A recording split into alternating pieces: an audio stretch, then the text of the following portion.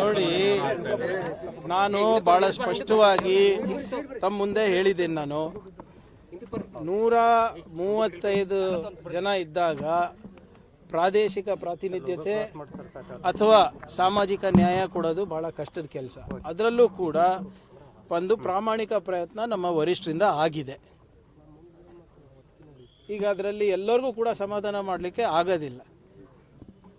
High command ಏನು decision ತಗೊಂತೀವಿ ಅದಕ್ಕೆಲ್ಲರೂ ಭದ್ರಾಗಿದ್ದಾರೆ ಅಂತ ಕೂಡ ನಾವು ಹೇಳಿದ್ದಾರೆ. ಹೌದು, there are lot of deserving people, ಇಲ್ಲ ಅಂತ ಯಾರೂ ಹೇಳ್ತಾ ಇಲ್ಲ. ನಮ್ಮಲ್ಲಿ ನಾಯಕತ್ವದ ಕೊರತೆನೂ ಇಲ್ಲ, ಸಾಮರ್ಥ್ಯದ ಕೊರತೆನೂ ಇಲ್ಲ. ಕಷ್ಟ ಏನಪ್ಪ ಅಂದರೆ ಬರೀ 15% ಅವ್ರಿಗೆ ಮಾಡ್ಬೋದು ನಾವು. 224ನಲ್ಲಿ ಬರೀ 15%ಗೆ ಮಾಡ್ಬೋದು, 33 ಜನಕ್ಕೆ ಮಾಡ್ಬೋದು ನಾವು. ಸೊ ಸ್ವಲ್ಪ ಸಹಜವಾಗಿ ಕಷ್ಟ ಅಲ್ಲ. 135 ಇದ್ದಾಗ 35 ಜನಕ್ಕೆ ಮಾಡುವ ಅಂದರೆ ಯಾರಿಗೆ ಬಿಡೋದು, ಯಾರಿಗೆ ಹಿಡಿಯೋದು ಹೇಳಿ? ಅದು ಅವ್ರು ಚರ್ಚೆ ಮಾಡಿರ್ತಾರಲ್ಲ ನೋಡಿ. ಅದೇ ದಟ್ ಇಸ್ ಪ್ರೆರೋಗೇಟಿವ್ ಆಫ್ ಪಾರ್ಟಿ ಅಲ್ಲ.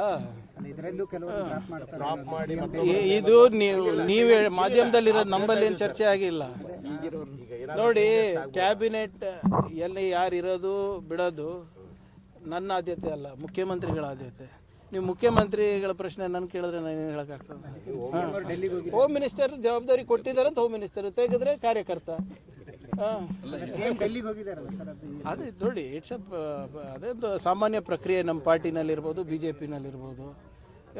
ಒಂದು ಆಯ್ಕೆ ಪಟ್ಟಿ ಆದಮೇಲೆ ಹೋಗಿ ಹೈಕಮಾಂಡ್ ಅವರಿಗೆ ತೋರಿಸಿ ಅವ್ರದ್ದು ಏನಾದರೂ ಸಲಹೆ ಇದ್ದರೆ ಪಡೆದು ಬರೋದು. ಅದರಲ್ಲಿ ತಪ್ಪೇನಿದೆ?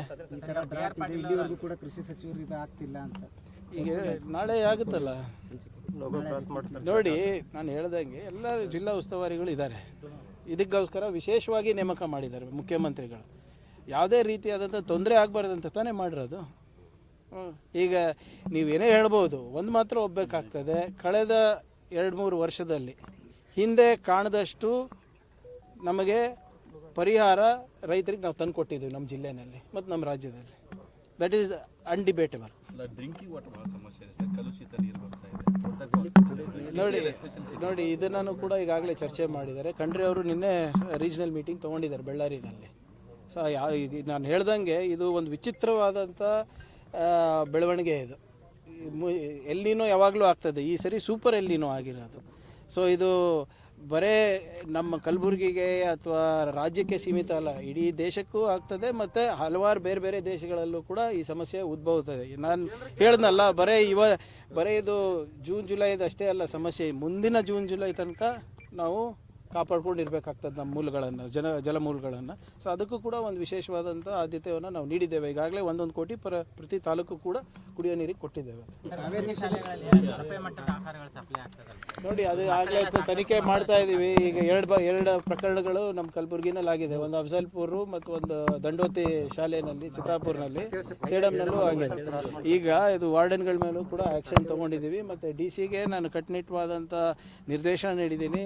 ಜಿಲ್ಲಾ ಮಟ್ಟದ ಅಧಿಕಾರಿಗಳು ಹೋಗಿ ಸರ್ಪ್ರೈಸ್ ವಿಸಿಟ್ ಮಾಡಬೇಕಾಗ್ತದೆ ಎಲ್ಲ ಕಡೆ ಅಂತ ಈಗಾಗಲೇ 4-5 ಕಡೆ ಮಾಡಿದ್ದಾರೆ. ಸ್ವಲ್ಪ ಇದನ್ನು ಹೆಚ್ಚು ರೀತಿಯಾಗಿ JDಗಳು ನೋಡ್ಕೋಬೇಕು. ಅವರಿಗೂ ಇವತ್ತು ಕರೆಸಿದ್ದೀನಿ ನಾನು. Thank you.